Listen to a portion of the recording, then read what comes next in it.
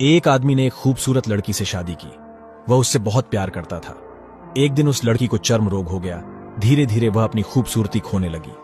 हुआ यूं कि एक दिन उसका पति टूर पर निकल गया। लौटते समय उसका एक्सीडेंट हो गया और उनकी आंखों की रोशनी चली गई। हालांकि उनका वैवाहिक जीवन हमेशा की तरह चलता रहा, लेकिन जैसे जैसे दिन बीतते गए उसकी खूबसूरती धीरे धीरे कम होती गई। यह बात अंधे पति को पता नहीं चली और उनके वैवाहिक जीवन में कोई अंतर नहीं आया।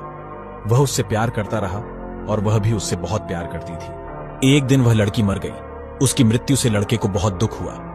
उसने उसका अंतिम संस्कार पूरा कर दिया और वह शहर छोड़ना चाहता था।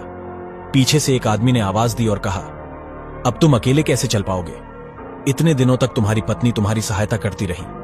उसने उत्तर दिया, मैं अंधा नहीं हूं। मैं अंधे होने का नाटक इसलिए कर रहा था क्योंकि अगर उसे पता होता कि मैं उसका बदसूरत शरीर देख सकता हूं तो इससे उसे उसकी बीमारी से ज्यादा दुख होता।